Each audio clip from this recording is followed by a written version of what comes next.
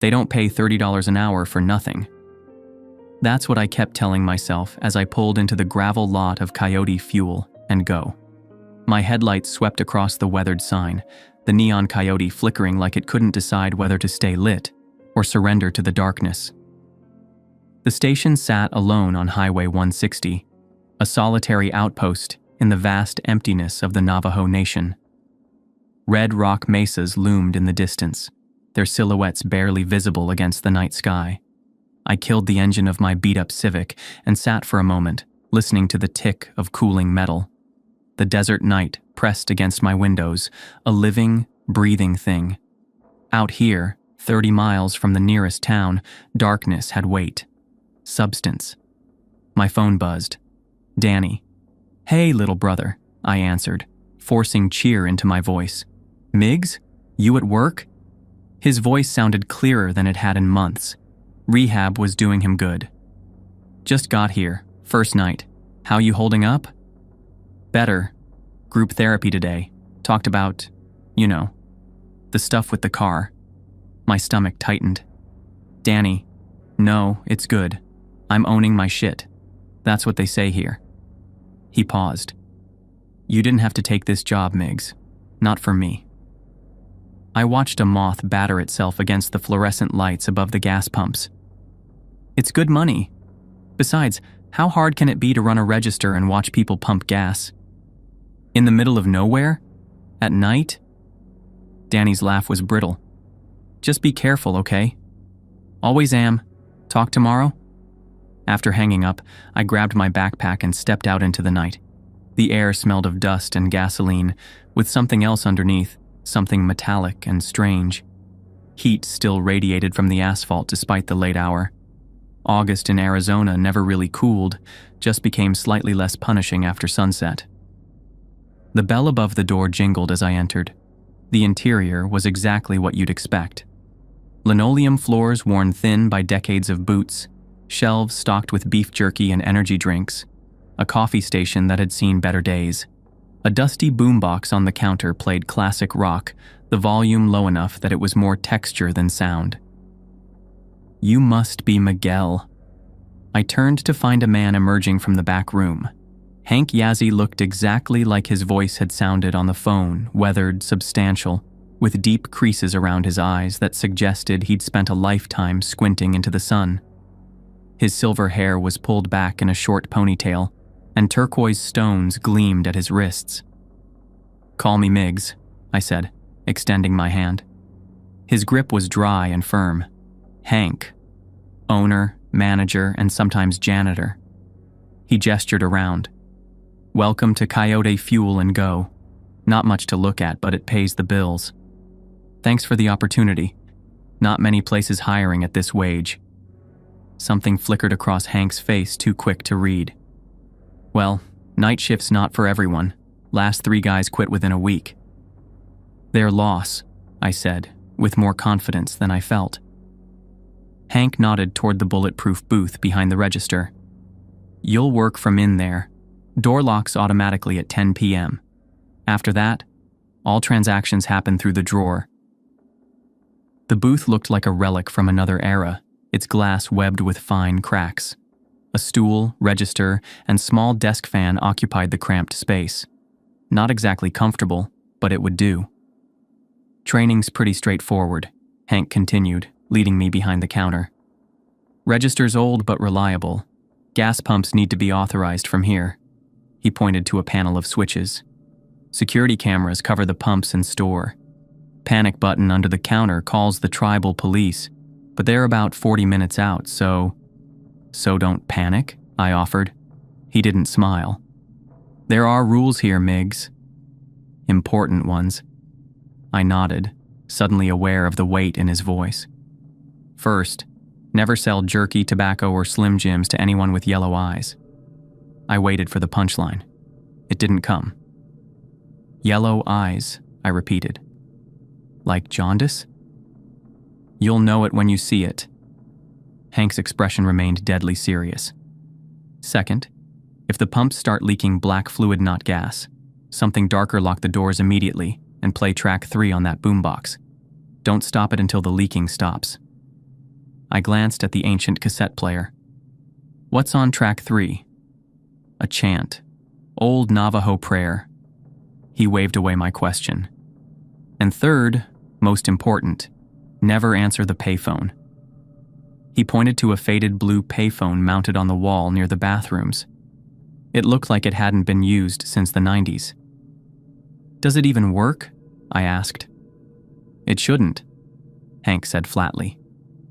Any questions? A dozen, but something in his expression warned me not to ask them. No, sir. No jerky for yellow eyes. Play track 3 for black leaks. Ignore the phone. Got it. He studied me for a moment, then nodded. Good. I'll be back at dawn to relieve you. Emergency numbers are by the register. Cell service is spotty out here, so don't count on it. After a cursory tour of the stockroom and bathroom, Hank headed for the door. He paused with his hand on the frame. One more thing. Between 2 and 4 a.m. things can get strange. Just follow the rules, and you'll be fine. Before I could ask what he meant, he was gone, the bell jingling in his wake. Through the windows, I watched his pickup disappear down the highway, taillights swallowed by darkness. And just like that, I was alone. The first few hours passed uneventfully. I familiarized myself with the register, organized the candy rack, and scrolled through my phone until the signal finally gave out. By midnight, I'd had exactly 2 customers, a local woman buying cigarettes and a bleary-eyed college kid filling up his tank on the way to Flagstaff. At 1:30 a.m., the bell jingled. A trucker built like a refrigerator lumbered in, his arms decorated with faded tattoos. A rattlesnake curled around his forearm, its diamond pattern disappearing under his sleeve. Evening, I called from the booth. He grunted in response, making his way to the drinks cooler. As he bent to grab a Red Bull, something odd caught my eye. His shadow on the wall seemed wrong, longer than it should be, with strange protrusions from the head that looked almost like antlers. I blinked, and it was normal again. The trucker approached the booth, setting down the energy drink and a lighter. "Pump 4, he said, sliding across 2 20s. As I rang him up, I noticed a peculiar smell like wet fur and something burnt. I breathed through my mouth. "Long haul?" I asked, making conversation to distract myself. "Always is." His voice was gravel and smoke. "You're new." It wasn't a question. First night. He pocketed his change without counting it. "Won't be many." Before I could respond, he turned and walked out. Through the window, I watched him fuel his semi. His movements were stiff, mechanical. When he finished, he stared directly at the store for a long moment before climbing into his cab and pulling away. I released a breath I hadn't realized I was holding. The digital clock on the register blinked to 2 a.m. "Things can get strange," Hank had said. I shook my head, trying to dislodge the unease that had settled at the base of my skull. Just road fatigue and poor lighting playing tricks. Nothing more. The bell jingled again. A woman stood in the doorway, her sundress white in the fluorescent light. She moved with an odd gliding step toward the jerky display, her back to me. Dark stains mottled the fabric of her dress oil, maybe, or... "Can I help you find something?" My voice sounded thin in the empty store. She turned slowly. Her face was ordinary enough, middle-aged, lined around the eyes and mouth, but something about her gaze made my skin prickle. She approached the booth, holding a package of beef jerky. "Just this," she said, her voice surprisingly melodic. As she slid the jerky toward me, our fingers almost touched. I caught a whiff of something rotten beneath flowery perfume. When I looked up to tell her the price, my words died in my throat. Her eyes had changed. The irises expanded, swallowing the whites, glowing a jaundiced yellow in the harsh light. Hank's first rule thundered in my head. "I'm sorry," I said, my mouth dry. "We're out of jerky." Her lips pulled back, revealing teeth too sharp, too numerous. "Don't lie to me, boy." Store policy, I managed. I can't sell this to you. The yellow in her eyes flared. For a moment, I thought she might try to break through the glass. Instead, she leaned closer, her breath fogging the partition. You'll starve them, she hissed. Then she was gone, the bell marking her exit with a cheerful jingle that felt obscene after what I'd just seen. I sat frozen on my stool, heart hammering against my ribs. Outside, the pump stood silent under the buzzing lights. No sign of the woman or any vehicle. Had I imagined it? The yellow eyes, the teeth, the wrongness of her? I rubbed my face hard enough to see stars. Sleep deprivation. Had to be. I'd been working overtime at the garage before quitting to take this job, running on fumes for weeks. To steady myself, I began counting the register. The familiar ritual of sorting bills calmed my nerves. When I pulled out the tray to check for larger bills underneath, something caught my eye. The corner of a photograph. I tugged it free. A Polaroid, faded with age. It showed Hank, looking much younger, standing beside something that turned my stomach. The figure was humanoid, but wrong too tall, too thin, its skin appearing to hang loosely, as if it didn't quite fit. Its face was blurred, either by motion or deliberate smudging. Written at the bottom in faded blue ink, "Feeding time, 1999. I flipped it over. Nothing. The boombox switched songs, the opening notes of Don't Fear the Reaper filling the silence. I quickly tucked the photo into my pocket, suddenly certain I wasn't meant to have seen it. Outside, the desert stretched endlessly under stars that seemed too bright, too close. For the first time, I noticed how the shadows pooled unnaturally around the base of the pumps, how the air seemed to waver above them like heat mirages, despite the cooling night. I checked the time, 2:33 a.m. Things can get strange. I still had a long way to go until dawn. The desert doesn't forget. My grandmother used to say that, back when I was small enough to sit on her lap. The desert remembers every footprint, every drop of blood, every secret whispered into its sands. I never understood what she meant until that night at Coyote Fuel and Go, when the darkness pressed against the windows like a living thing, hungry and patient. After finding the Polaroid, I couldn't settle. I paced the small store, straightening items that didn't need straightening, wiping counters that were already clean. Anything to keep moving, to push back against the stillness that had fallen over the station like a shroud. The clock read 3:17 a.m. when the payphone rang. The sound cut through Blue Oyster Cult like a knife, sharp and insistent. I froze mid-step. A bag of chips suspended between shelf and hand. The phone shouldn't be working. That's what Hank had implied, and his third rule echoed in my head. Never answer the payphone. It rang again, the bell inside it sounding somehow wet, as if the mechanism were coated in something thick and viscous. I set down the chips and approached it slowly. The blue plastic housing was covered in a fine layer of dust, undisturbed for what looked like years. Yet it rang, vibrating slightly with each shrill call. The phone rang. I stood before it, close enough to touch. No one knew I was here except Hank and Danny. It couldn't be for me. And yet, my hand moved of its own accord, reaching for the receiver. Hank's rule screamed in my mind, but a deeper curiosity pushed it aside. What harm could a phone call do? I lifted the receiver to my ear. At first, nothing but static, the kind that makes your fillings ache. Then, beneath it, a voice. Female, elderly, speaking through what sounded like gallons of water. "They're using you," it said, the words barely discernible through the interference. "The pumps aren't for gas."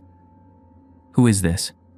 I asked, my voice sounding foreign to my own ears, more static, rising and falling like ocean waves.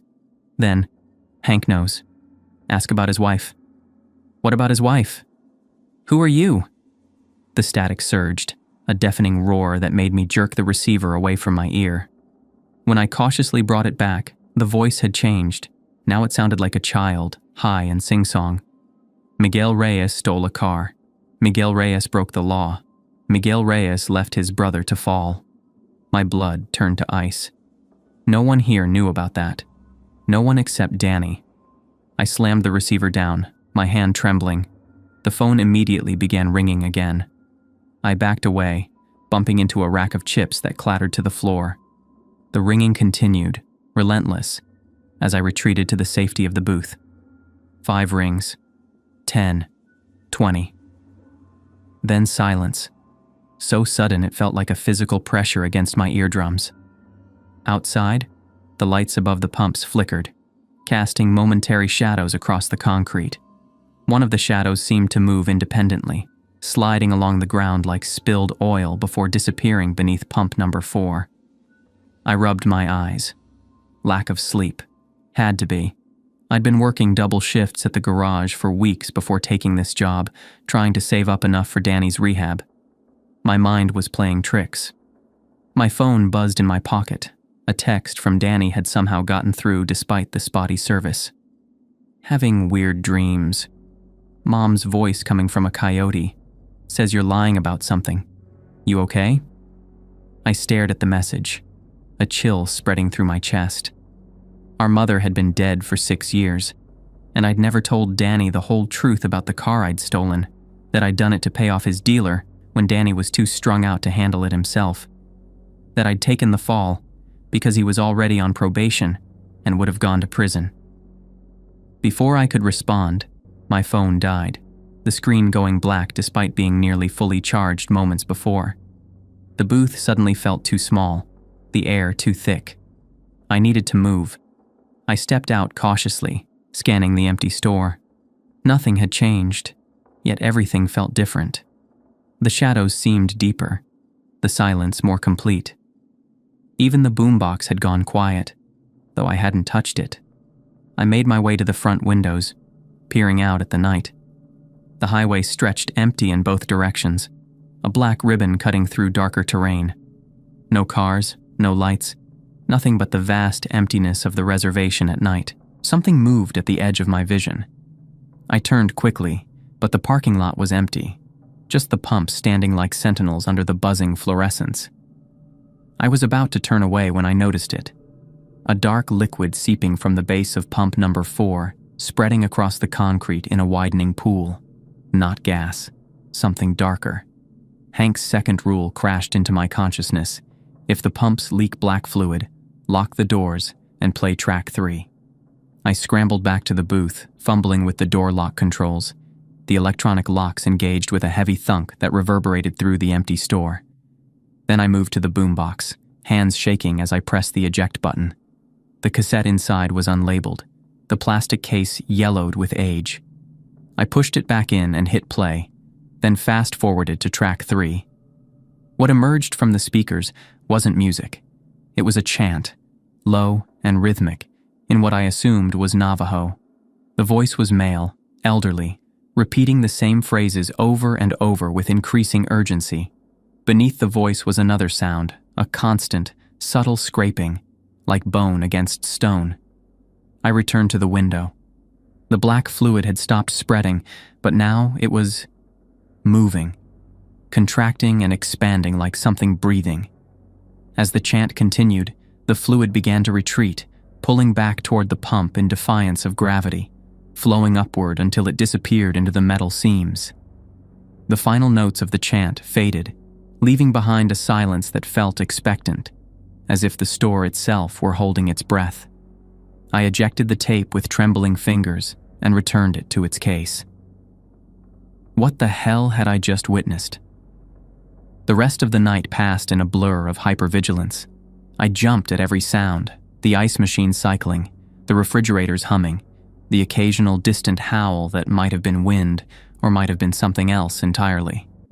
No more customers came. I was grateful for that. Dawn arrived like a reprieve, pale light seeping across the horizon, illuminating the red mesas in the distance. I'd never been so happy to see the sun. The rumble of an approaching vehicle drew my attention. Hank's pickup pulled into the lot, dust billowing behind it. He looked unsurprised to find the doors locked, waiting patiently as I disengaged the security system. "How was your first night?" he asked as he entered, his eyes scanning my face. "Quiet," I lied, not ready to reveal what I'd experienced. "Just a couple of customers." He nodded, seemingly satisfied. "Till gets counted at shift change. You can head out once we're done."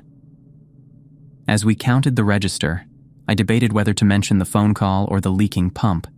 Something held me back, a nagging suspicion that Hank already knew, that these rules of his weren't precautions but expectations. "Found something interesting last night," I said instead, pulling out the Polaroid. "Fell out when I was checking the register." Hank's expression didn't change, but his hand, reaching for the photo, hesitated almost imperceptibly. "Old Halloween photo," he said, taking it from me. "Me and a buddy dressed up. Must have been 20 years ago now. The caption says feeding time. Just a joke." He tucked the photo into his shirt pocket. "Halloween, you know. Spooky stuff." His explanation made sense, yet something in his tone rang false. Before I could press further, he pulled an envelope from his back pocket. "Almost forgot. Bonus for completing your first night." He handed it to me. Inside was a $100 bill. "We give these out for the first week. Helps with retention." The money felt like a bribe, though for what, I couldn't say. Still, I thought of Danny, of the rehab center's monthly fee, and pocketed the envelope. "Thanks. See you tonight?" Hank nodded. "Same time. Oh, and Miggs." He paused, his dark eyes unreadable. "If you used the bathroom last night, did you notice anything unusual? In the mirror, maybe?" The question caught me off guard.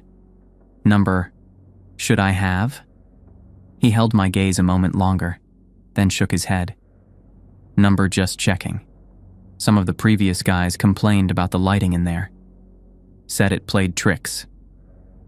Outside, the morning was already warming, the air shimmering above the asphalt. I sat in my car, key in the ignition, but didn't start it immediately. Instead, I pulled out my phone, now working again, and searched Skinwalker Navajo legend. The results made my stomach clench. Shapeshifters, Navajo witches who could take animal form, yellow eyes, unnatural movements, the ability to mimic voices of loved ones. I thought of the woman in the sundress, her eyes changing color, the trucker's shadow with its antler-like protrusions, the voice on the phone that knew things it shouldn't. Most disturbing were the accounts of Skinwalkers' preferred hunting grounds, isolated places, crossroads, areas where the boundary between worlds grew thin. Places exactly like Coyote Fuel and Go. I started the car, suddenly eager to put distance between myself and the station. As I pulled onto the highway, I glanced in my rearview mirror. For just a moment, I thought I saw something standing by pump number 4, a tall, thin figure watching me leave. I blinked, and it was gone. At home, I collapsed into bed without showering, exhaustion finally overtaking anxiety. My dreams were fragmented, uneasy red sand shifting beneath my feet, yellow eyes watching from darkness, Danny's voice calling from somewhere I couldn't reach. I woke to my phone ringing. The clock read 4:17 p.m. "Miggs? You there?" Danny's voice was tense. "Yeah, just woke up." I rubbed my face, trying to clear the fog of sleep. "You okay?" "Had another dream. The same one, but worse. She wasn't right, Miggs." Her face kept changing. "She said you were in danger, that you were feeding something that shouldn't be fed." A chill ran through me despite the afternoon heat. "It's just a dream, Danny. The meds they give you there can cause weird dreams." "Maybe." He didn't sound convinced. "Just be careful, okay? That job, something feels off about it." After we hung up, I lay staring at the ceiling, Danny's words echoing in my mind. Something feels off about it. He had no idea how right he was. The smart thing would be to quit. Call Hank, make up an excuse, Never go back to that place with its strange rules and leaking pumps and impossible phone calls. But the reality of my situation hadn't changed. Danny's rehab wasn't cheap. My savings were nearly depleted, and jobs paying $30 an hour didn't come along every day, especially for ex-cons with nothing but mechanic skills and a GED. I thought of the $100 bonus in my pocket. 7 nights of this, 7 bonuses, plus the hourly wage. It would be enough to cover next month's rehab payment with some left over. I could handle 6 more nights. Whatever was happening at Coyote Fuel and Go, whatever games Hank was playing, I just needed to follow the rules and keep my head down. The desert doesn't forget, my grandmother used to say. But I wasn't part of this desert, this land with its ancient spirits and hungry shadows. I was just passing through, collecting a paycheck. At least, that's what I told myself as I prepared for my second night at Coyote Fuel and Go, where the pumps leaked darkness and the payphone rang with impossible voices. I was wrong, of course. So terribly wrong. You're the offering. The words came to me unbidden as I pulled into the Coyote Fuel and Go for my 7th night. My last shift. I'd made it through 6 nights of increasing strangeness, collecting my bonus each morning, saying nothing to Hank about the yellow-eyed customers or the moving shadows or the payphone that shouldn't work but did. Tonight would be different. I could feel it in the air, electric, charged, like the moments before a monsoon breaks. The sky above was clear, stars scattered across the darkness like salt on black velvet, but something was gathering, waiting. Hank's truck was already there when I arrived, unusual for our shift change. The station looked different somehow. The lights above the pumps seemed dimmer, their glow not quite reaching the edges of the concrete island. The windows reflected nothing, black squares in the cinder block walls. Even the neon coyote on the sign had gone dark, though the open 24 hours beneath it still buzzed with sickly fluorescent life. I grabbed my backpack and stepped out into the night. The air felt thick, resistant, as if I were wading through invisible syrup. Each step toward the door required more effort than it should have. The bell didn't jingle when I entered. It hung motionless above the door, though I felt the rush of air as the door swung shut behind me. "Hank?" I called. No answer. The store was empty, the usual hum of refrigerators and freezers conspicuously absent. The only sound was the soft tick of the analog clock above the register. I moved cautiously toward the booth, my footsteps echoing on the linoleum. The security monitor showed static instead of the usual grainy footage of pumps and parking lot. The register was open, empty of cash. "Hank?" I tried again. In the back, Miggs. His voice sounded wrong-stretched thin, like taffy pulled too far. The stockroom door stood ajar, a sliver of darkness beyond. As I approached, the smell hit me, metallic and organic, like raw meat left too long in the sun. I pushed the door open wider. Hank stood with his back to me, hunched over something on the metal table that normally held cleaning supplies. His silver hair was loose around his shoulders, longer than I remembered. His arms moved in rhythmic motions, as if he were kneading dough. "Hank? Everything okay?" He turned slowly. His face was the same weathered-lined, eyes deep-set beneath heavy brows, but his expression was one I'd never seen before. Hunger, naked and primal. "Right on time," he said, and his voice was his own again. "I was beginning to worry you might not show." "What's going on?" I asked, taking an involuntary step back. "Where's the cash for the register?" "Won't need it tonight." Hank wiped his hands on a rag, leaving dark smears I didn't want to identify. "No customers coming. Not the usual kind, anyway." I glanced at what lay on the table behind him. A clay figurine, roughly shaped like a coyote, its surface covered in symbols I didn't recognize. Beside it, a knife with a bone handle, its blade coated in something dark and viscous. "What is that?" I asked, though I wasn't sure I wanted the answer. "Protection," Hank said simply. "And invitation." He moved toward me with surprising speed for a man his age. Before I could react, he had grabbed my arm, his grip like iron. "I've been watching you, Miggs. You're perfect. Strong heart, strong will."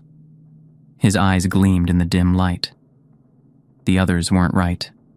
Too weak, too scared. But you answered the phone. You saw the woman with yellow eyes and didn't run. You played the chant when the pumps bled. I tried to pull away, but his fingers only tightened. "Let go of me, Hank. Can't do that. Not tonight." He began pulling me toward the back door, the one I'd never seen used. It's the 7th night. Feeding time. I dug in my heels, but the floor seemed to tilt beneath me, aiding his efforts. The back door swung open of its own accord, revealing not a parking lot or alley, but a stretch of desert bathed in moonlight. Impossible. The stockroom backed up to a storage shed, not open land. "What the hell is this?" I demanded, real fear blooming in my chest. "The real coyote fuel," Hank said, dragging me through the doorway. "What's been here long before the gas station, before the highway, before any of us?" The desert night enveloped us. We stood in a circular clearing surrounded by red rock formations that I didn't recognize, though I'd driven this stretch of highway dozens of times. In the center of the clearing stood 4 metal poles arranged in a square, each one identical to the gas pumps out front, but stripped of their modern casing. They were ancient things, their surfaces covered in the same symbols as the clay coyote, metal so old it had developed a patina that seemed to absorb light rather than reflect it. "This isn't real," I said, my voice sounding small in the vast space. "More real than anything you've known." Hank continued pulling me toward the pumps. "The station is just camouflage. Has been since my grandfather's time. The pumps don't dispense gas, Miggs. They take energy, life force, soul, whatever you want to call it. They keep them fed, keep them dormant." "Keep what dormant?" As if in answer, a howl rose from beyond the rock formations, not a coyote or wolf, but something that mimicked their call through a throat not designed for it. Another joined it, then another, until the night was filled with their chorus. "Skinwalkers," I whispered, the research I'd done coming back to me in a rush of terror. Hank nodded. This land was theirs once. Sacred ground, burial place for their kind. My ancestors made a deal. We provide regular offerings. They leave the people alone. We had reached the pumps. Up close, I could see they weren't metal at all, but bone-massive ancient bones shaped into pillars, the symbols carved deep into their yellowed surface. "The station sits on their burial ground," Hank continued, producing a length of chain from his pocket. "The pumps siphon travelers' blood, their essence, small amounts from many people, taken as they fill their tanks. Enough to keep the skinwalkers satisfied. But not anymore," I guessed, struggling as he began wrapping the chain around my wrist, securing it to one of the bone pumps. "The modern world," Hank spat. "Credit card readers at the pump, people paying at the terminal, never coming inside, fewer travelers stopping at all." He secured my other wrist. "The skinwalkers grow hungry. The small offerings aren't enough anymore. They want a feast." The chains felt impossibly cold against my skin, burning like dry ice. I pulled against them, but they held fast. "Why me?" I demanded. "Why not use yourself as your precious offering?" Hank's expression shifted to something almost like pity. "It doesn't work that way. My bloodline is bound to them as keepers, not food. Besides," he added, stepping back to survey his work, "they're hungry for young blood, strong blood. They're hungry for you, Miggs." "You're insane," I spat, still struggling against the chains. "They're hungry," Hank repeated, as if I hadn't spoken. "Your brother's too weak. I considered him first, you know, when he applied for the job, but the drugs had thinned his blood, made him unsuitable. You, though." He reached out to pat my cheek, a grotesque parody of affection. "You're the strong heart they need." A cold realization washed over me. "You were going to take Danny?" That's why you called me when he missed the interview? Hank shrugged. The Skinwalkers led me to your family. They have a way of finding what they need. The howls were closer now, accompanied by the soft padding of feet on sand. Shadows moved at the edge of the clearing, elongated and wrong, their proportions shifting as they circled. You don't have to do this, I said, desperation making my voice crack. Whatever deal your ancestors made, it's not your burden anymore. Let me go, and we'll both leave this place. Never come back.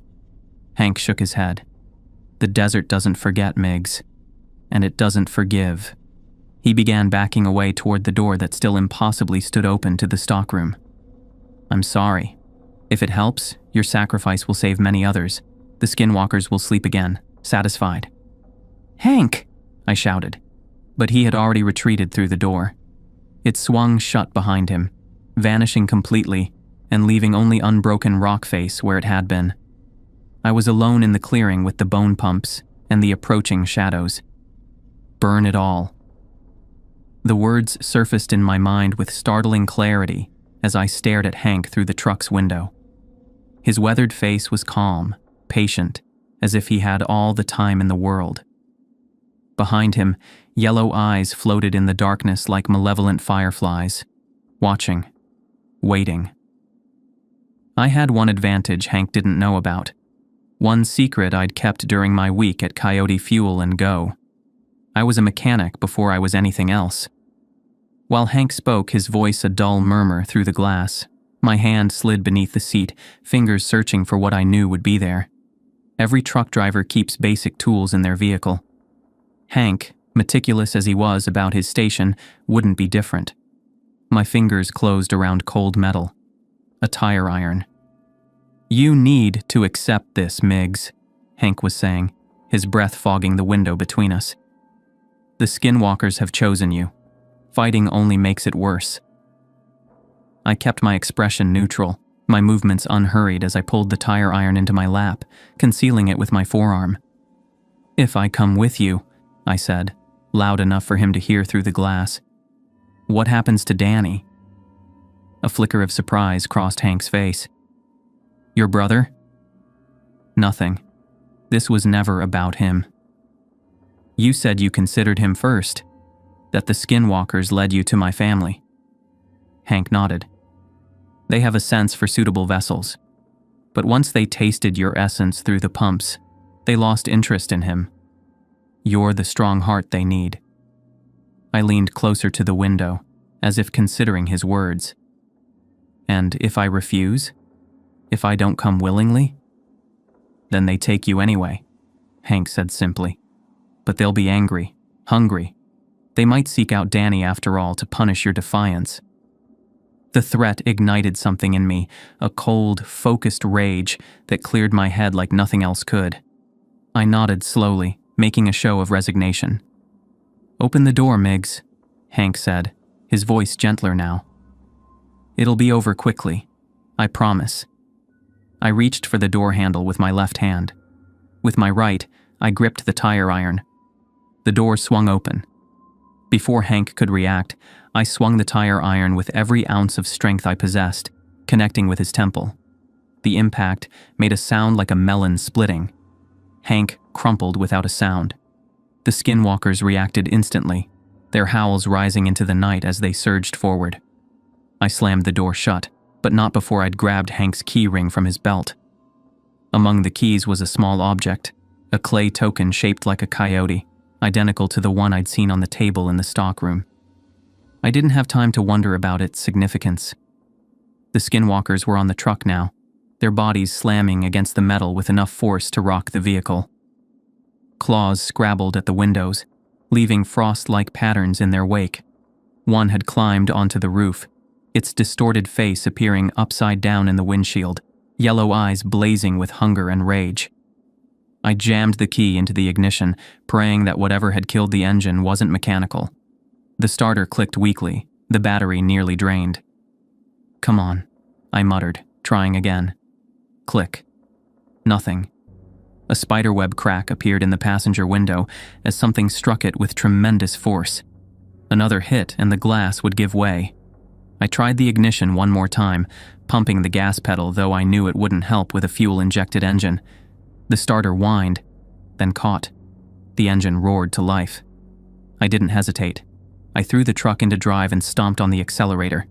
The vehicle lurched forward, tires spinning in the loose sand before finding purchase. The skinwalker on the roof tumbled off, its shriek cut short as it disappeared from view. The headlights illuminated nothing but empty desert ahead, but in the distance, I could make out the faint glow of artificial light. The highway, civilization, safety. I drove recklessly, bouncing over rocks and scrub brush, the truck's suspension groaning in protest. In the rearview mirror, I could see the skinwalkers giving chase, their unnatural bodies allowing them to move with impossible speed. But they couldn't match the truck at full throttle. Gradually, they fell behind, their glowing eyes diminishing to pinpricks in the darkness. The glow on the horizon grew stronger. I was getting closer to the highway, to escape. Then I saw it, a familiar silhouette against the night sky.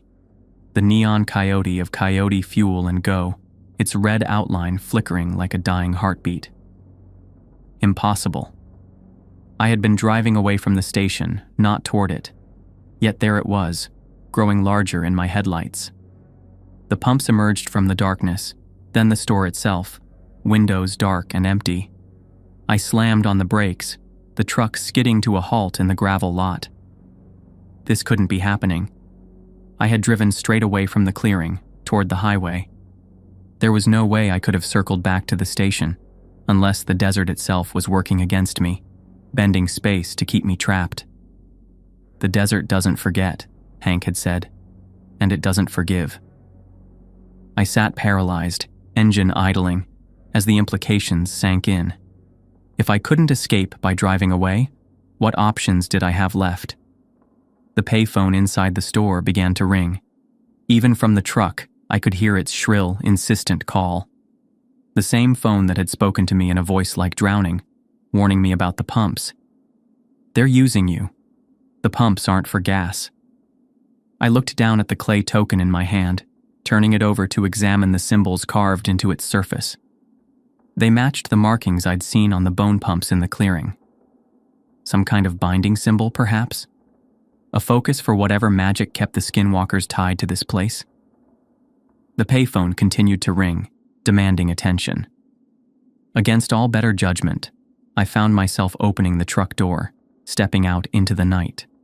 The air was unnaturally still, not even a whisper of wind disturbing the silence between rings.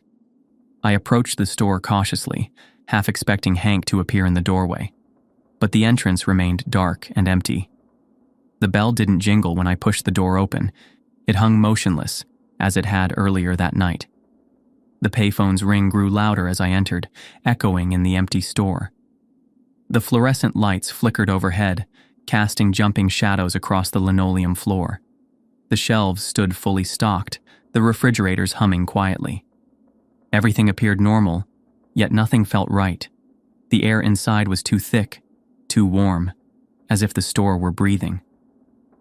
I approached the payphone slowly, each step requiring conscious effort. The receiver vibrated slightly with each ring, an object possessed of unnatural life. I lifted it to my ear. Hello? Static, then a voice. The same elderly female voice I'd heard before, speaking through what sounded like gallons of water. Throw it in the flames. What?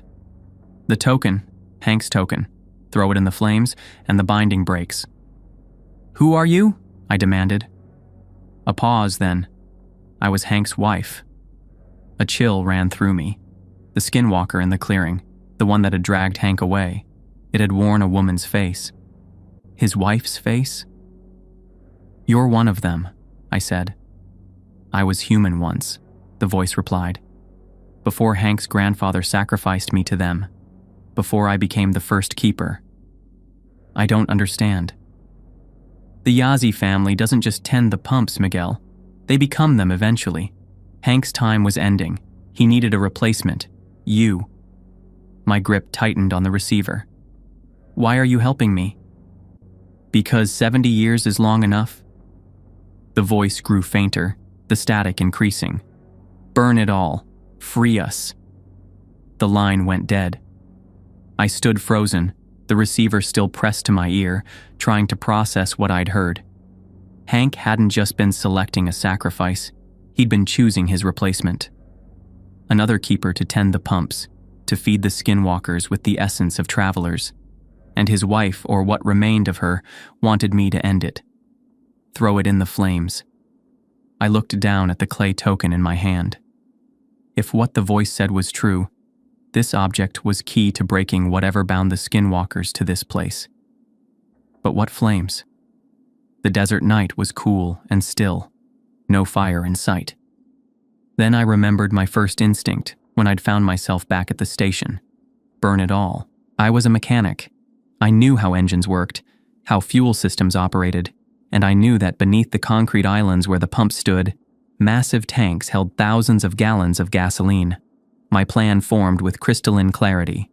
I returned to Hank's truck and drove it directly to pump number 4, the one that had leaked black fluid, the one I'd been chained to in the clearing. I positioned the vehicle so that its gas tank was aligned with the pump, then retrieved the tire iron from the cab. Working quickly, I used the iron to pry open the pump's maintenance panel. Inside was a tangle of wires and tubes, the modern disguise for something far older. I could feel it now, a subtle vibration, a wrongness that emanated from the pump's core. Beneath the plastic and metal housing lay bone, ancient and hungry. I disconnected the safety shutoff valve, the mechanism that prevented gasoline from flowing when no one was actively pumping. Then I jammed the nozzle trigger with the gas cap from Hank's truck, creating a continuous flow. Gasoline began pouring onto the concrete, spreading in a widening pool around the pump. I repeated the process with the other 3 pumps, working methodically despite the growing sense of urgency. The skinwalkers would return soon. They would sense what I was doing. When all 4 pumps were gushing gasoline, I retreated to the store. The smell of fuel was overwhelming, burning my nostrils and making my eyes water. I needed something to create a spark, something that would ignite the gasoline from a safe distance. Behind the counter, I found Hank's cigarettes and a book of matches, but striking a match and throwing it wouldn't give me enough time to get clear of the blast. I needed a delay. My gaze fell on my wristwatch, an old-fashioned wind-up with a metal case and band.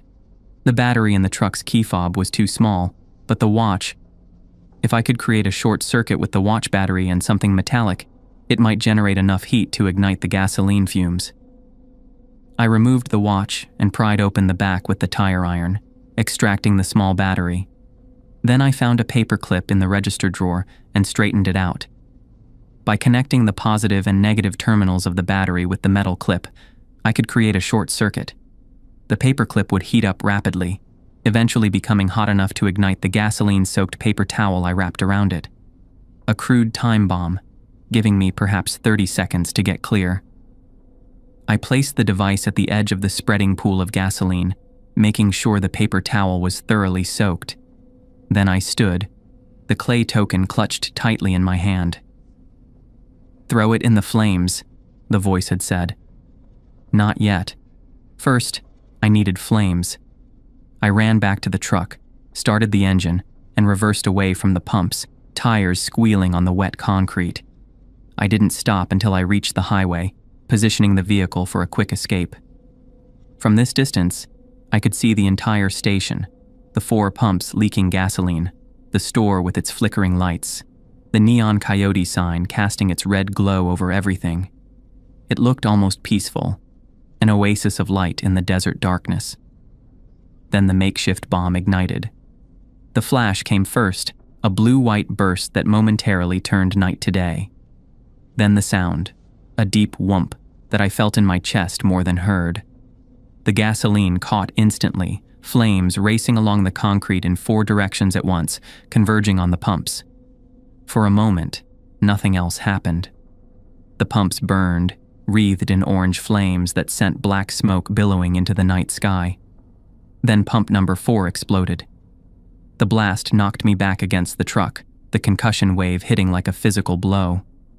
Heat washed over me, intense enough to singe my eyebrows.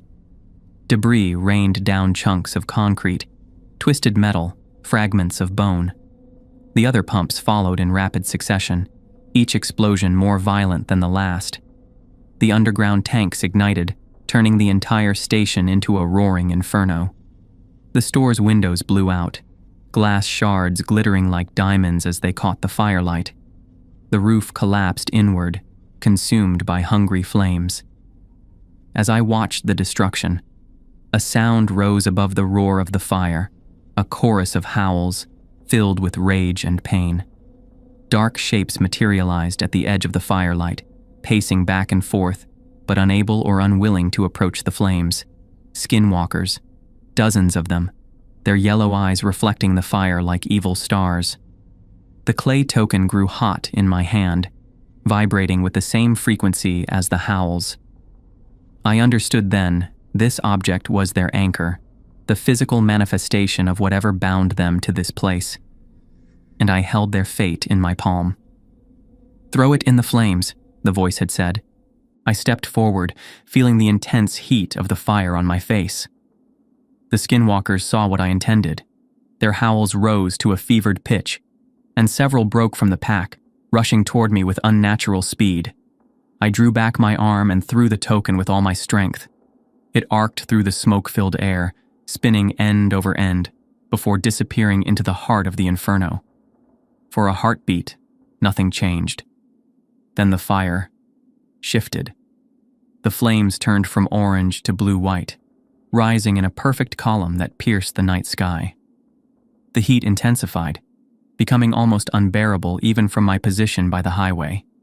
The skinwalkers screamed, not howls now, but human screams of agony and release.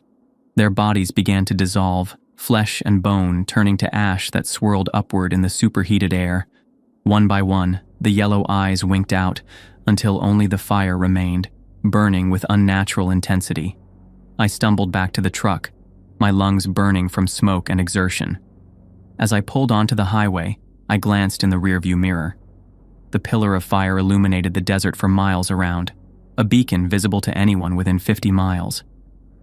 By morning, there would be nothing left of Coyote Fuel and Go but a scorched foundation and questions no one would be able to answer.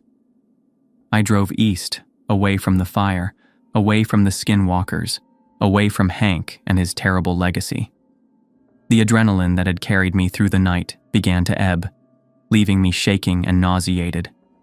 Cuts and burns I hadn't even noticed stung with sudden intensity. My wrists were raw where the chains had bound them.